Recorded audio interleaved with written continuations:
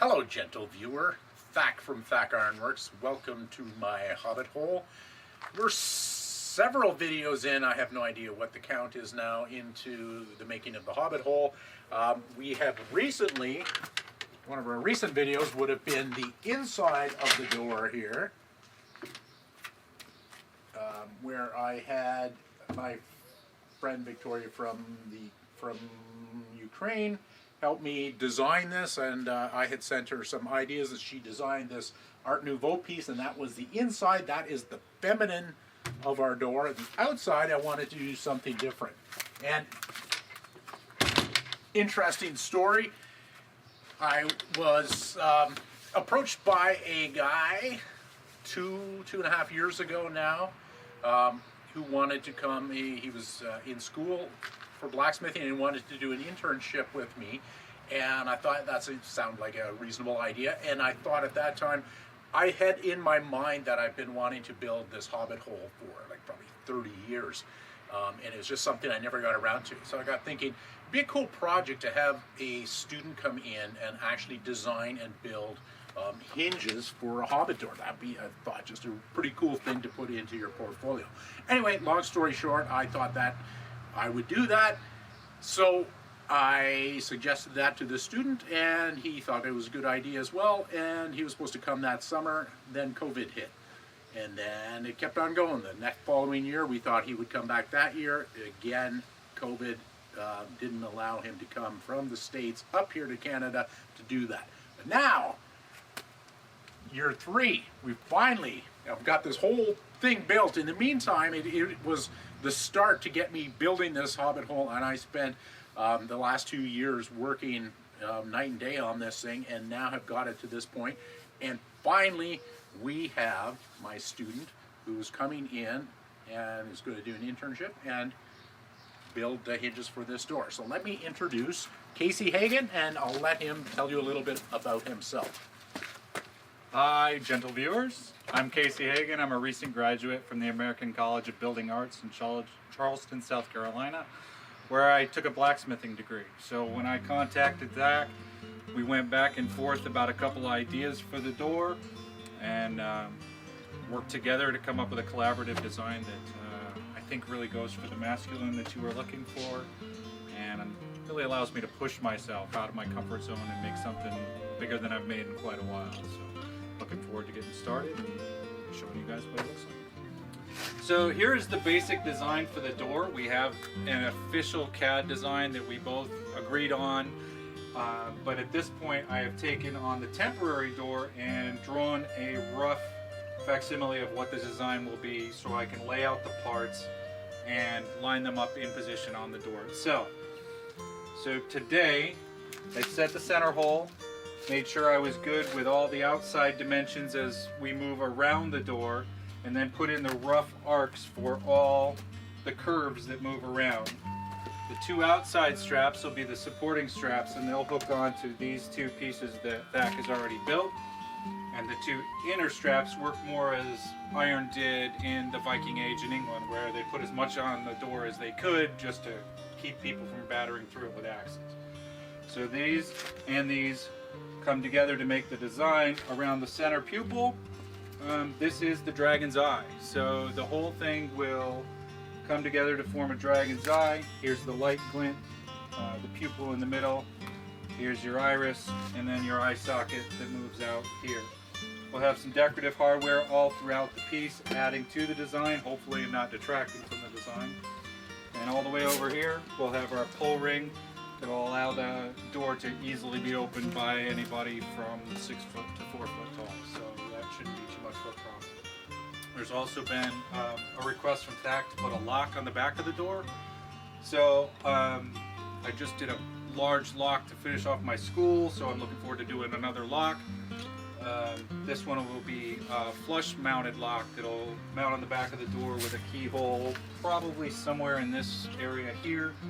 It'll go through. It'll be a double throw, so it takes 2 turns of the key to open it, and then it'll open nice and smoothly if everything goes right. Right now, the possible hiccups or problems that I'm anticipating as I go Whenever you do anything this long, like these top and bottom hinges, keeping them nice and flat and flush to your working surface while you're making bends, especially when you're bending against the material the hard way, is a little difficult. So working on that, that's going to be a difficulty. And assembling the parts, the smaller parts in here, is going to be a difficulty as well, but hopefully I'll be able to work through that in a reasonable way that doesn't take too long to figure out. So other than that, the hardware should be pretty simple. I'll batch all of that out probably over a day or two. Today I started, after I laid out the pattern, I started working on parts, built a double spearhead here, the ring in the middle, and these two spikes. So tomorrow I'll start working on the curved inner parts and this outer ring here. Then I can take all of those, lay them together, and see what the most intelligent way to put that together is. So got a few weeks to work on it. Hopefully I'll be able to keep everybody updated and we'll see what's going on.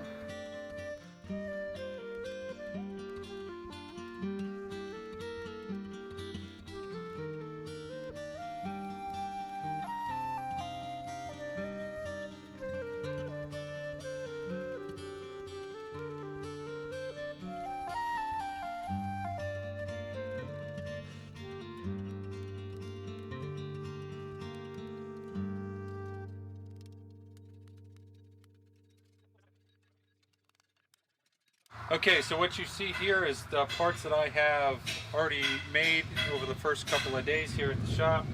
I've worked mostly on the pupil, so all the parts of the pupil have been forged. I worked on the glint in the eye here, so that's been forge welded and bent into place. And we've got the pull ring over here, nice and comfortable for whoever wants to use it.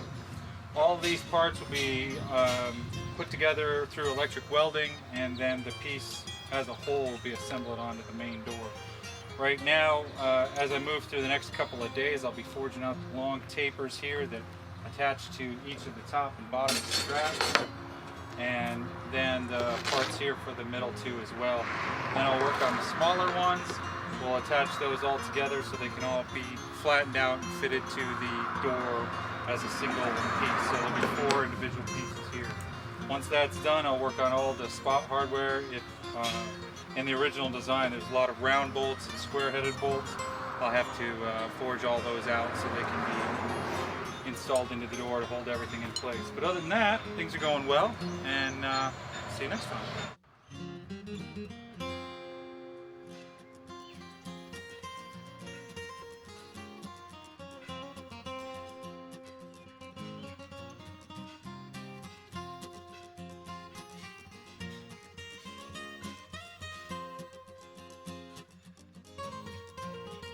Okay, so I'm working on the key today for the lock that will inset into the back of the Hobbit hole door. So I start with a piece of 1.5 by 1/4. I set down an edge, pull that edge out into a long taper, and that becomes my rivet. I'll then take that and bend that at 90 degrees so it comes up through the key stem. Drill the hole in the key stem, fit them together like this so that it's passing through the stem, then put it in the fire. We put little chips of bronze along this edge right here and let that heat up in the fire, and as that passes cherry red into the low oranges, the bronze will melt. When that bronze melts, it flows into this joint right here, and it comes up through the top of the joint here where the rivet head was. Then grab a set of files here. I've got a wide range of files that I brought with me for working locks, and then I can take this. Right now it's at the rough filing stage, so I've got most of the rough scale off and things back down to the geometry that I want, and I'll stick this back in the fire, get it nice and black and looking a bit more aesthetically pleasing, excuse me, so we can move forward. You always do the key first because the key is what sets your internal geometry for all parts of your lock. So I'll come back and talk a little bit more about it when I've got more to show you. Okay, so the current status of the door, as you can see, most of the arcs are where they need to be at this point. I'm just using the chalk lines as general guidelines, and then I would bend the arcs to shape based on the overall dimensions of the door. So these were forged individually and then welded together and then ground down so the welds weren't as obvious. So we've got the two long inner pieces, the two outer pieces that'll hook into the actual door frame out here so that the door swings. These will all be screwed in place. I haven't put all the hardware holes in, but that'll come at a later point. For the pupil, we've decided to go slightly offset so it gives it a little bit more of an eye look to the whole thing. So that's all been welded together electrically from the back, but I got a little warping here from the welding, so this will need to go back in the fire so I can flatten that all down so it'll screw nicely to the door itself. I've started on the escutcheon plate and the door pull over to the side. You can see those in position over there. The ring is ready, so I'll wrap that around and that'll be attached to the plate itself, and then the knocker will go underneath it. I'll drill the keyhole through there, and that will allow the key to pass through the metal plate into the lock, which I'll show you in a second. So it's all going relatively well.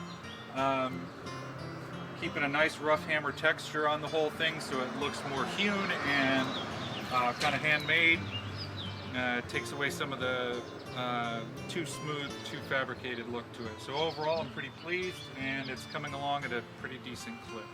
Okay, so inside the door we will have a rim lock. So this will face mount to the back of the door.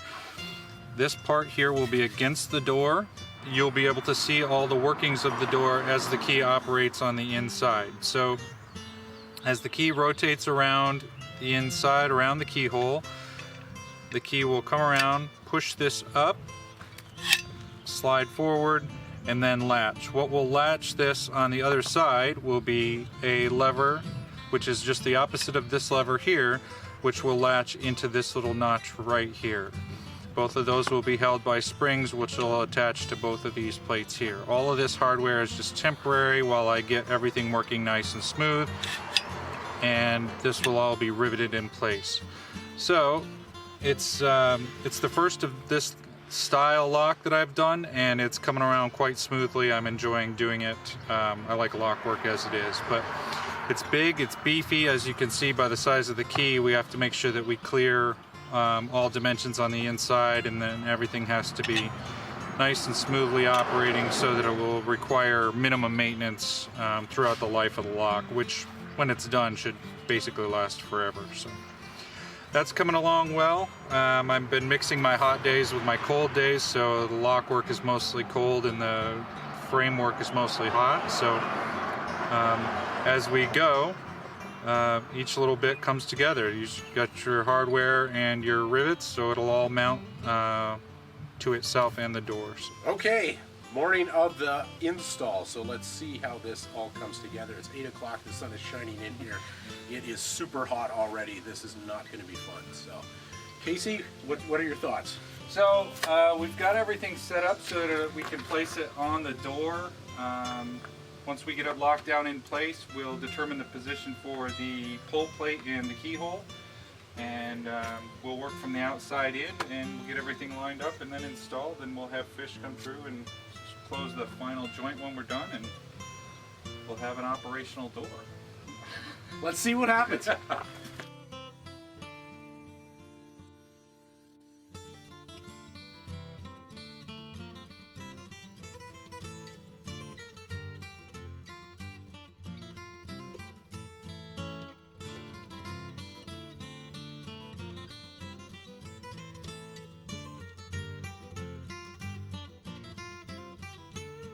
Okay, and at long last, here we are at the exciting conclusion. So I'm going to turn it over to Casey, and he'll walk us through everything. Okay, 7 days after our initial installation start, we have installation of the hinges. So the hinges have been put in place, bolted in with some very nice decorative lag bolts and some black screws to hold the centerpieces in. Fish TIG welded the hinges into the existing support structure here, so it pulls the stress across the door all the way into the hinges, so it's nice and strong. and it has a nice vault-like feel when you open it up. And the door can be secured by the lock. I'm going to push this right in front of the boss. So what I did for a lock is take on a basic early American rim lock. So it's not super fancy, so I decided to get a little playful with it so that there are two levers that lock it in the open and the closed position. Put the key through the door. It seats in this hole right here. It opens there, or I'm sorry, it locks there, and then opens back up there. So there's our functional lock. This is actually the second version of this lock I had to make, which is why it's 7 days after we started initial installation.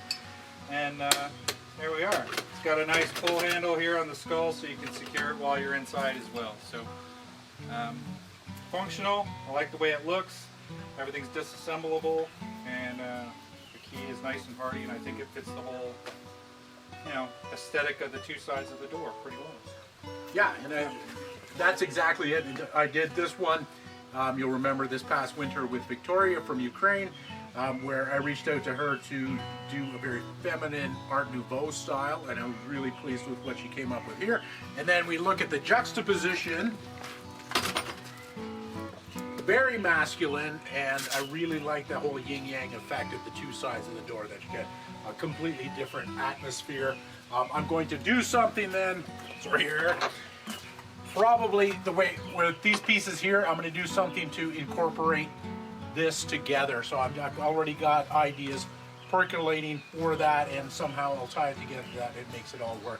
I just want to point out, Casey just kind of mentioned there, we've got the night latch idea here that we can slide this across from the inside. So everything is totally workable from the inside, which was kind of something that I wanted, that you couldn't lock someone in, that they would be actually trapped inside. So that is it, and I'm quite pleased with what happened here. Just want to go back that this was 2.5 years ago that Casey first reached out to me about doing an internship and coming up from South Carolina up here to Canada where I am, and doing an internship. And it was when he asked me that spawned the whole idea of me trying to do the Hobbit hole, which is something I've had in my head for many, many years, and I thought it would be kind of cool to do something in my backyard, and I thought, okay, maybe I'll do that. Then COVID hit, and he didn't come the first year. COVID was still in place the second, didn't come the second year. So in the meantime, I started, during that whole lockdown pandemic, started building this structure, and it got very out of control and carried away. And I'm so happy that it did. So now he's coming in at the very end here and doing this whole thing, and I think it worked out very well. So I'm very pleased how everything has happened. And what more can I say? I think now what we'll do is awkwardly embrace, just to show the solidarity between our two countries. Okay. Fantastic. And there we go. And that's it. And yeah, so I'd love to hear your feedback on this one. A very interesting build, and we're really getting some traction into the whole Hobbit hole thing. So that's it for me. And we'll sign out. Do you want to do a see ya with me? Or you want to? Sure. Okay. So that's all for now, folks. See ya!